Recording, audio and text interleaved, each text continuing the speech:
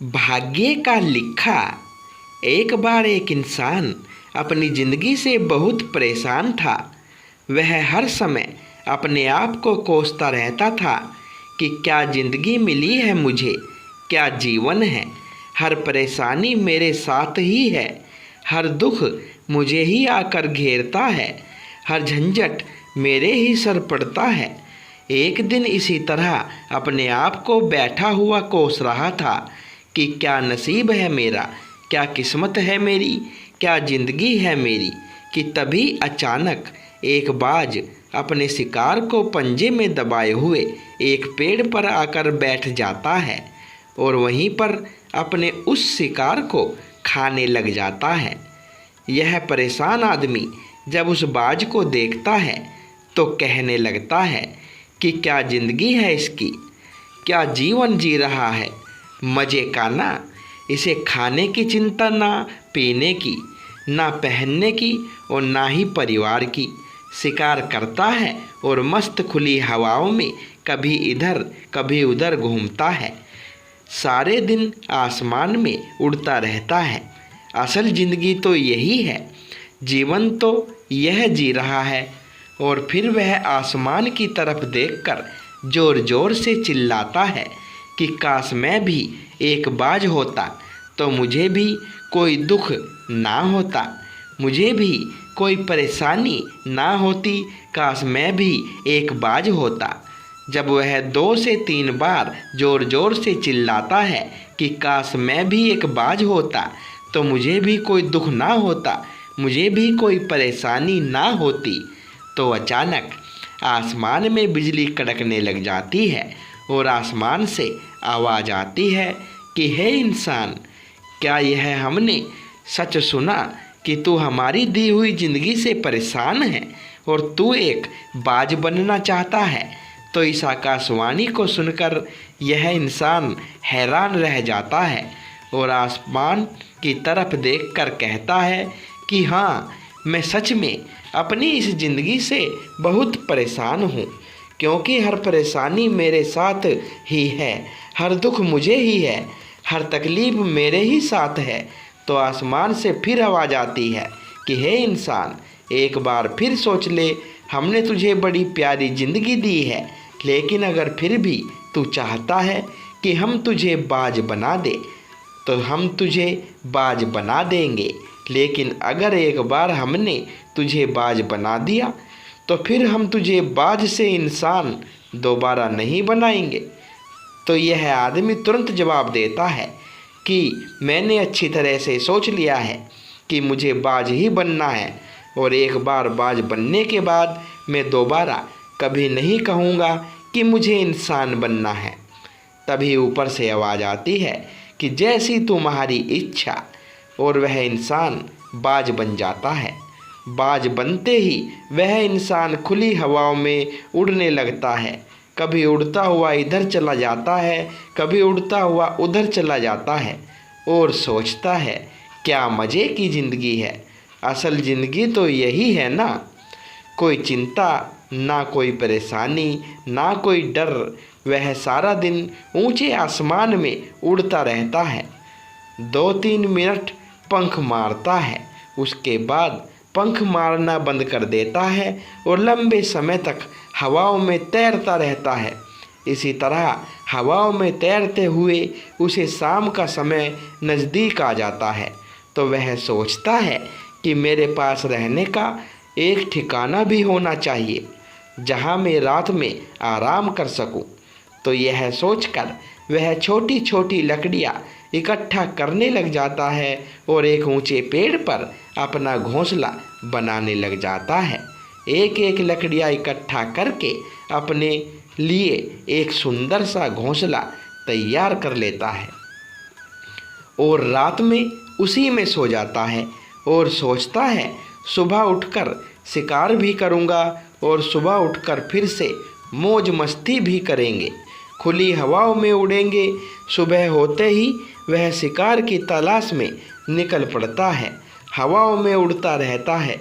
ऊपर से जाकर देखता है कि कहीं ज़मीन में मुझे कोई शिकार नज़र आए तो मैं तुरंत जाकर उसे दबोच लूँ और वहाँ पर खा लूँ, लेकिन उसे कोई शिकार नज़र नहीं आता। काफ़ी समय बीत जाता है। वह लगातार ऊंचाई से शिकार को ढूंढता रहता है, लेकिन उसे कोई शिकार नहीं मिलता। फिर पास एक जंगल होता है। यह उस जंगल में चला जाता है, यह सोचकर कि शायद वहाँ कोई अच्छा सा शिकार मेरे हाथ आ जाए। वह जंगल के ऊपर उड़कर शिकार को ढूंढता रहता है। जंगल के अंदर जाकर भी शिकार को ढूंढता है, लेकिन उसे वहाँ भी कोई शिकार नहीं मिलता। शाम का समय नज़दीक आ जाता है तो मायूस होकर वापस अपने घोंसले की तरफ लौट रहा होता है कि रास्ते पर थककर एक पेड़ के ऊपर बैठ जाता है। जब यह उस पेड़ के ऊपर बैठा होता है तो उसकी नज़र एक बीमार चिड़िया पर पड़ती है, जो कि बीमार अवस्था में होती है। यह तुरंत जाकर उसे दबोच लेता है, उसके पंख निकालकर अलग कर देता है और उसे खा जाता है। उस चिड़िया को खाने के बाद वह अपने घोंसले की तरफ उड़ जाता है और रास्ते में सोचता है कि चलो बीमार चिड़िया ही सही, लेकिन कुछ तो खाने को मिला। वह अपने घोंसले पर पहुंचकर आराम करने लगता है और सोचता है सुबह एक अच्छा सा शिकार पकड़ूं और अपनी भूख मिटा लूं। जैसे ही सुबह का प्रकाश होता है, यह निकल पड़ता है अपने शिकार की तलाश में। हवा में उड़ता रहता है, लेकिन आज फिर कोई शिकार इसके हाथ नहीं आता। काफ़ी समय बीत जाता है। यह ऊंचाइयों पर जाकर अपनी तेज नज़रों से शिकार को ढूंढने की पूरी कोशिश करता है, लेकिन इसे कोई भी शिकार नज़र नहीं आता। फिर यह पास के उस जंगल की तरफ चला जाता है, लेकिन इसे वहाँ भी कोई शिकार नहीं मिलता। इसी प्रकार पूरा दिन उड़ते उड़ते शाम का समय नज़दीक आ जाता है तो यह निराश होकर वापस लौटने लगता है और रास्ते में एक पेड़ पर आकर बैठ जाता है। सोचता है शायद आज फिर कोई बीमार चिड़िया मेरा इंतज़ार कर रही हो, लेकिन हर बार किस्मत मेहरबान थोड़ी होती है। आज इसे कोई बीमार चिड़िया नहीं मिलती।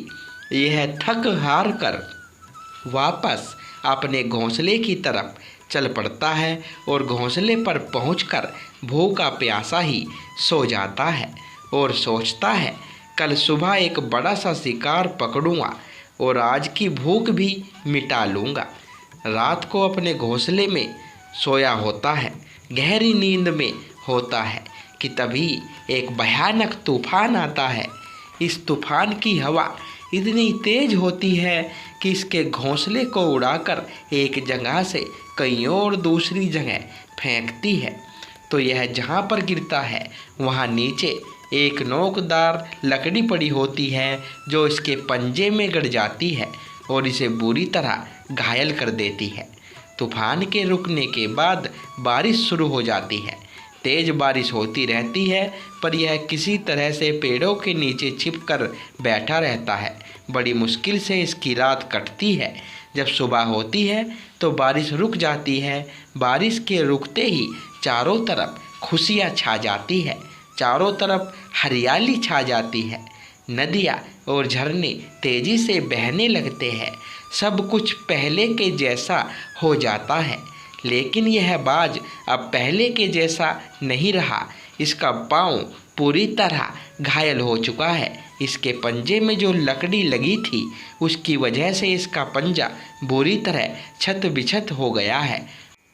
और मैं आपको बता दूं कि बाज का जो पंजा होता है वह उसके शिकार को पकड़ने के लिए सबसे ज़रूरी होता है, क्योंकि बाज अपने पंजों से ही अपने शिकार को पकड़ता है, दबोचता है और फिर अपनी चोंच के माध्यम से नोच नोच कर खाता है। लेकिन अब इस बाज का पंजा पूरी तरह से घायल हो चुका था और वह पिछले 2 दिनों से भूखा भी था। वह शिकार की खोज में थोड़ा सा उड़ता है कि शायद फिर कहीं कोई बीमार चिड़िया इसे मिल जाए, लेकिन कहाँ बार बार कोई बीमार चिड़िया मिलने वाली थी। वह कुछ देर तक उड़ता है, लेकिन फिर भूख और दर्द के मारे थक कर एक पेड़ पर आकर बैठ जाता है। वह पेड़ पर आकर बैठ तो जाता है, लेकिन उसे पता नहीं था कि यहाँ एक और मुसीबत उसका इंतज़ार कर रही है।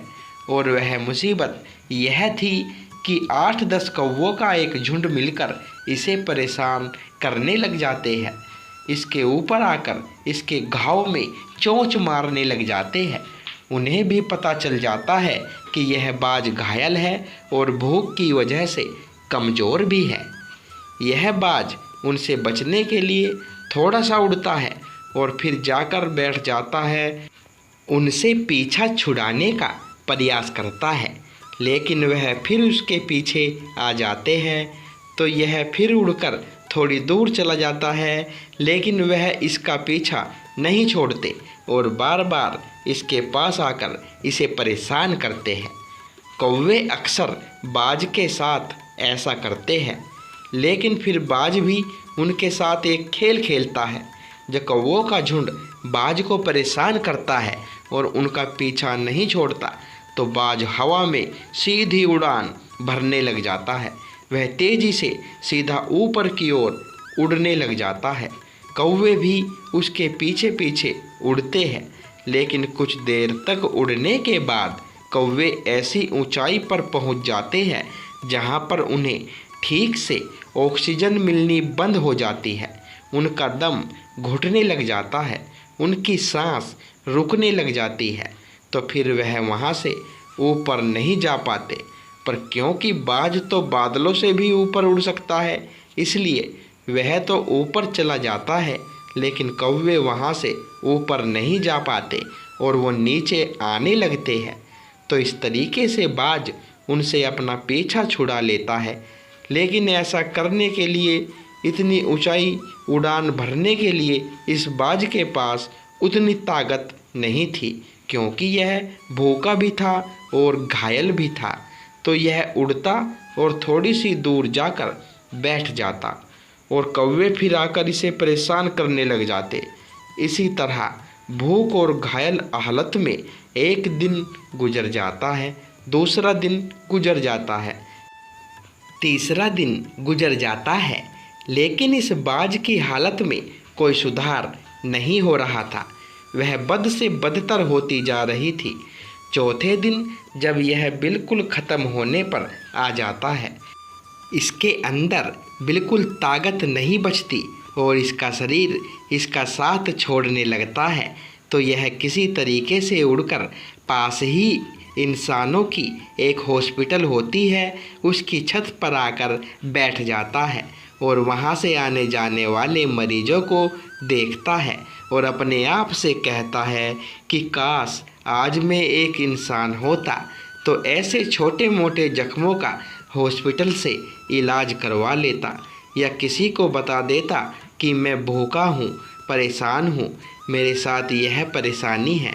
लेकिन आज मैं एक ऐसा बेजुबान परिंदा हूँ जो किसी से कुछ नहीं कह सकता, किसी को अपना दुख नहीं बता सकता, किसी से कोई मदद नहीं मांग सकता।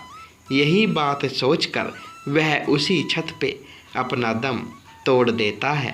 वह अपनी जान की कुर्बानी तो दे जाता है, लेकिन साथ ही साथ हमें यह सीख भी दे जाता है कि आपको जैसा बनाया गया है, आप जैसे भी हो उसी में खुश रहो और उसी में बेहतर करने की कोशिश करते रहो, ना कि इस बात से परेशान रहो कि काश मैं ऐसा होता, काश मैं वैसा होता, काश मैं यह बन जाऊं। आपको जैसा भी बनाया गया है, आप उसी में अपना सर्वश्रेष्ठ करने का प्रयास करते रहो। दोस्तों, यह कहानी तो काल्पनिक है, लेकिन हमें जीवन का एक बहुत ही महत्वपूर्ण नियम सिखाकर जाती है कि हम जैसे भी हैं अच्छे हैं, बस हमें उसी में अपना सर्वश्रेष्ठ करने का प्रयास करते रहना चाहिए। तो दोस्तों, आज की कहानी यहीं पर समाप्त हुई। फिर मिलेंगे एक और नई कहानी के साथ। दोस्तों, कहानी अच्छी लगी हो तो वीडियो को लाइक करें, शेयर करें और चैनल पर पहली बार आए हो तो चैनल को सब्सक्राइब करें। धन्यवाद दोस्तों।